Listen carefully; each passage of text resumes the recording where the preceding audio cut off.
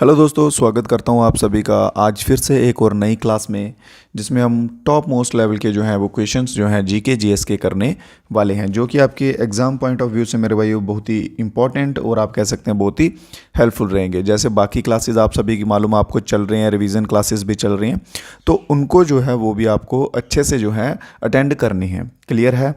तो चलिए बढ़ते हैं आज के पहले क्वेश्चन की ओर और सभी दोस्त जो हैं वो साथ साथ में कमेंट बॉक्स में अपने आंसर देते जाइएगा। तो पहला क्वेश्चन क्या कहता है, which of the following language, इनमें से कौन सी भाषा जो है वो अंडमान और निकोबार से संबंधित नहीं है। इनमें से कौन सी भाषा जो अंडमान निकोबार से संबंधित नहीं है, उसके किसी भी टापू में, अंडमान निकोबार में किसी जगह पर जो है वो नहीं बोली जाती है। तो इसको हम क्विक क्लास की तरह करेंगे। तो इसमें टोटो जो है, ऑप्शन नंबर सी हमारा बिल्कुल सही आंसर रहेगा। तो टोटो जो है वो कहाँ की भाषा है, तो वो तिब्बत की भाषा है, या आप कह सकते हैं तिब्बत भूटान के बॉर्डर पे ये भाषा जो है वो आमतौर पर बोली जाती है। ठीक है, बाकी जारबा हो गया, शोम्पिन हो गया, ओंगे हो गया, ये सभी जो हैं ये वहाँ पे बोली जाती हैं। बढ़ते हैं अपने नेक्स्ट क्वेश्चन की ओर। नेक्स्ट क्वेश्चन में क्या पूछा गया है, the national institute for rural development जो है वो कहाँ पर सिचुएटेड है, कहाँ पर स्थित है।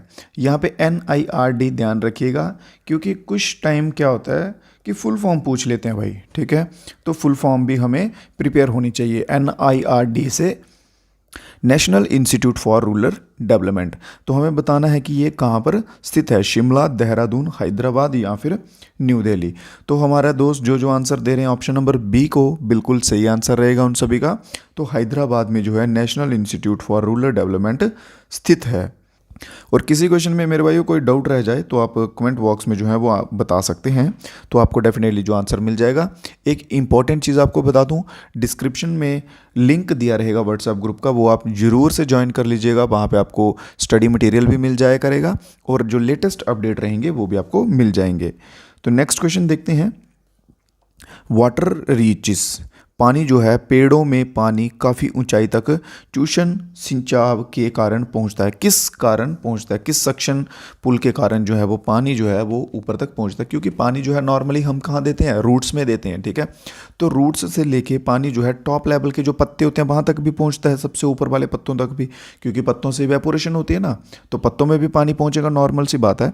अब ये एक पेड़ है, ये इसकी रूट्स है, ये ऊपर का गया, ये एक यहाँ पे लीफ है। अब यहाँ से जो है सक्शन करेगा, खींचेगा पानी को, तो यहाँ तक जो है, यहाँ तक इस पत्ते तक भी पहुँचेगा, क्योंकि यहाँ से क्या होती है, इवेपोरेशन होता है। क्लियर है? तो पानी जो है वहाँ तक किस प्रोसेस से जो है आप कह सकते हैं पहुँचता है। जल्दी से आंसर आने दीजिए। तो ट्रांसपीरेशन हमारा आंसर बिल्कुल सही हो जाएगा।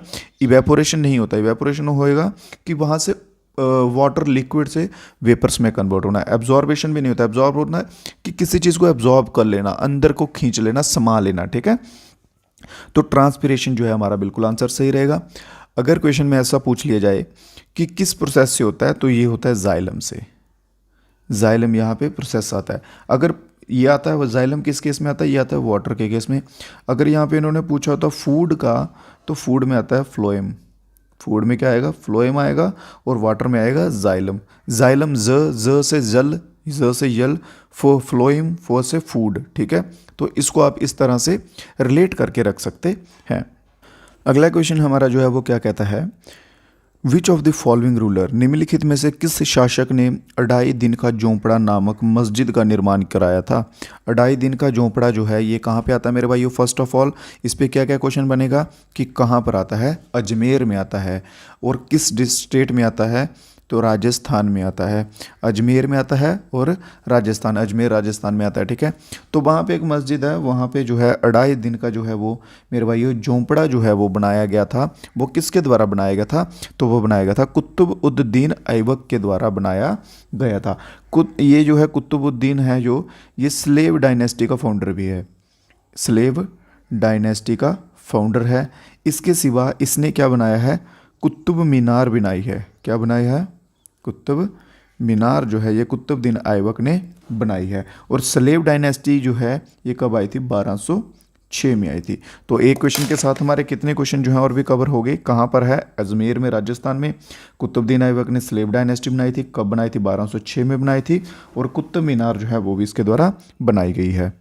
और बाकी के जो ऑप्शंस हैं, जैसे बलबन हो गया, तो बलबन को हम कैसे जानते हैं, इसका टूम्ब है, बलबन का टूम्ब है कहाँ पे, महरौली में। मेहरौली न्यू दिल्ली में है, तो वहाँ पे इसका टूम्ब है, तो इसको हम बलबन को वैसे जानते हैं। इल्तुतमिश के ऊपर क्वेश्चन बनता है, क्यों? क्योंकि इसने इक्ता सिस्टम जो है वो स्टार्ट किया था। क्या स्टार्ट किया था? इक्ता सिस्टम जो है इल्तुतमिश के द्वारा स्टार्ट किया गया था। और बात करते हैं हम इब्राहिम लोदी की, तो first battle of Panipat, Panipat की फर्स्ट बैटल ऑफ पानीपत, तो कब हुई थी फर्स्ट बैटल ऑफ पानीपत? सभी बच्चे कमेंट में जल्दी से आंसर दीजिए। पानीपत की पहली बैटल जो है वो कब हुई थी? पानीपत में टोटल कितनी बैटल्स हुई हैं? टोटल कितनी बैटल हुई हैं ये, और कब हुई थी पहली? इसकी डेट सभी बच्चे जो है जिन जिन को मालूम है कमेंट बॉक्स में आंसर दीजिएगा। जिस बच्चे का आंसर सही आता है मैं उस पर लाइक पिन कर दूंगा, ठीक है? तो जल्दी से सभी दोस्त आंसर आने दीजिए कमेंट बॉक्स में। तो बढ़ते हैं हम अपने नेक्स्ट क्वेश्चन की ओर। तो क्वेश्चन को ध्यान से पढ़िएगा। क्वेश्चन में क्या बोला है? भारतीय क्लासिकल डांसर बताइए जो पॉपुलर है ओडिसी डांस में। ओडिसी आ गए यहाँ पे, और from both in India and all over the world, Bharat और पूरे विश्व में वो प्रसिद्ध है। और उसे कौन सा अवार्ड मिला है? पद्मा विभूषण मिला था 2000 में, सन 2000 में पद्म विभूषण मिला था। ये मैं आपको करवा चुका हूँ क्वेश्चन, ठीक है? तो इसमें क्या रहेगा? केलू चरण जो है बिल्कुल सही आंसर रहेगा, जिनको मैंने बताया था कि 2000 में पद्म विभूषण मिला था, और ये ओडिसी डांसर में है। तो कौन सी डांस फॉर्म में है? ओडिसी डांस फॉर्म में। टोटल आपको क्लासिकल डांस का मालूम है, सभी बच्चों को हो चुका है, क्योंकि ये बहुत बार क्वेश्चन करवा चुका हूँ, ठीक है? तो बढ़ते हैं अपने नेक्स्ट क्वेश्चन की ओर। इसी के साथ सभी दोस्त जो हैं वो वीडियो को लाइक वगैरह कर दीजिएगा अगर अच्छी लग रही है तो।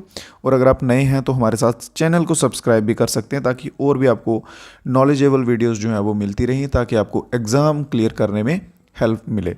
बढ़ते हैं अपने नेक्स्ट क्वेश्चन पे। तो इन्होंने इस क्वेश्चन में पूछते हैं कि कौन सा विटामिन जो है वो यूज़ होता है एंटीडोट टू एंटीकोगुलेंट पॉइजन में। एंटीकोगुलेंट होता है जो धक्के वाला पॉइजनस होता है ना। निम्नलिखित में से कौन सा विटामिन का उपयोग थक्का रोधी जहर के प्रतिहर के रूप में किया जाता है, ठीक है? तो इसमें हमारा कौन सा विटामिन जो है वो यूज़ होता है? ये आएगा हमारा विटामिन के, क्योंकि ये कौन से ग्रुप का है? तो ये कंपाउंड ग्रुप का विटामिन आ जाता है। तो के में कौन कौन से आते हैं? के में आता है कि K1 और K2। K1 जो है ये वेजिटेबल से मिलता है, और K2 जो है ये मीट वगैरह से मिलता है, जो कि आप मांस कह सकते हैं, उससे मिलता है। क्लियर? नेक्स्ट क्वेश्चन में क्या पूछा गया है? कलवेलिया जो है वो कहाँ का फोक डांस है? कलवेलिया किस राज्य का फोक डांस है? जहाँ तक मुझे याद आ रहा है, जब मैंने ये सीरीज स्टार्ट की थी तो सबसे पहली क्लास में आई थिंक ये क्वेश्चन मैं करवा चुका हूँ आपको कलवेलिया का। अगर किसी भाई को याद हो तो जल्दी से कमेंट बॉक्स में आंसर दे दीजिए कि कलवेलिया जो है वो कहाँ का है। तो कलवेलिया मेरे भाइयों राजस्थान, हमारा ऑप्शन नंबर बी बिल्कुल सही हो जाएगा, राजस्थान का है। इसके सिवा हिमाचल के डांसेस की बात करते हैं तो नाटी आता है यहाँ का डांस, फिर डिमोन आता है, फिर इसके बाद कौन कौन से आ जाते हैं, और क्यांग आ जाता है एक, ठीक है? ये इंपॉर्टेंट नहीं है, बस ये दो याद रख लीजिए, नाटी और डिमोन, ये दोनों इंपॉर्टेंट होंगे बहुत, ठीक है? असम की बात कर लें तो बिहू सबसे इंपॉर्टेंट आता है असम का, ठीक है? फिर झूमर आता है।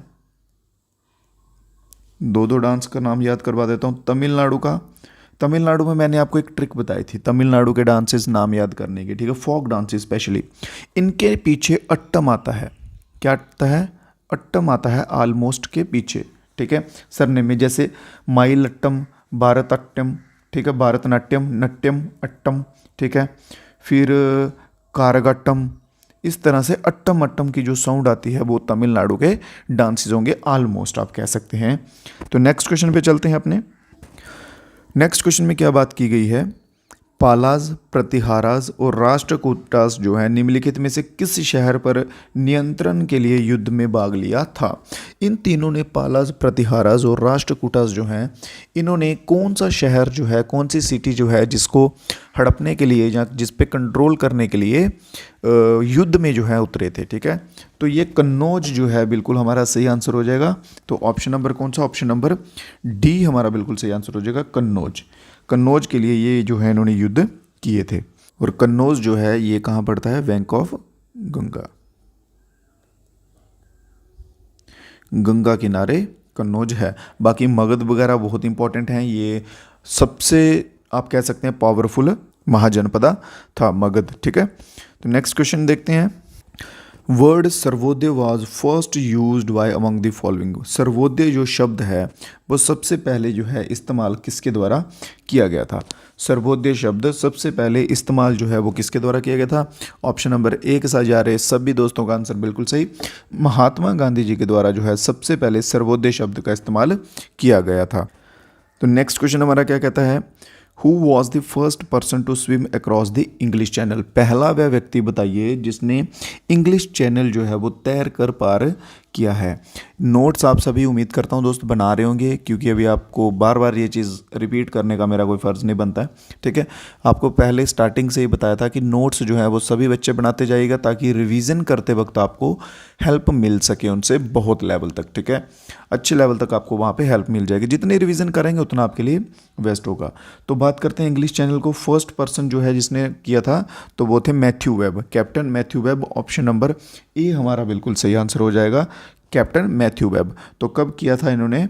24 अगस्त को 1875 में। 24 अगस्त 1875 को इंग्लिश चैनल जो है ये इन्होंने सबसे पहले क्रॉस किया था।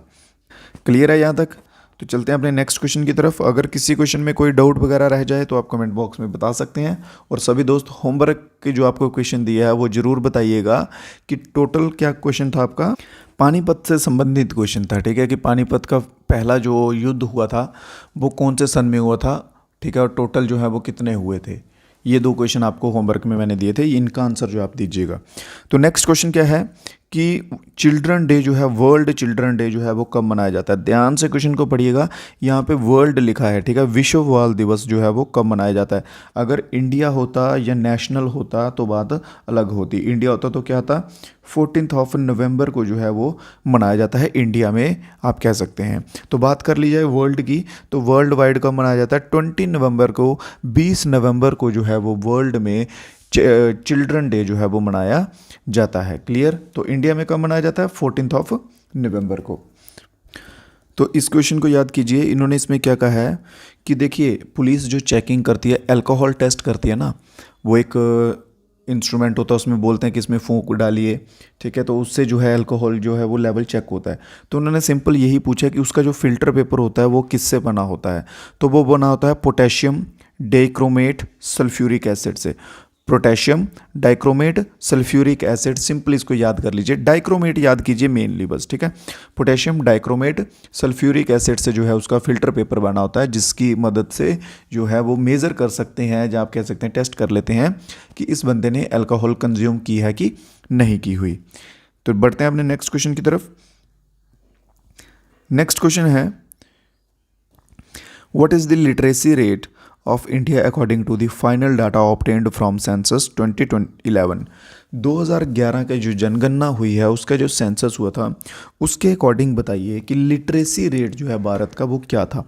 यहाँ पे इन्होंने किसका पूछा है? इंडिया का पूछा है, नेशनल का पूछा है। ठीक है, अगर यहाँ पे पूछते किसका, अगर पूछते मेल का फीमेल का तो वो अलग अलग आता।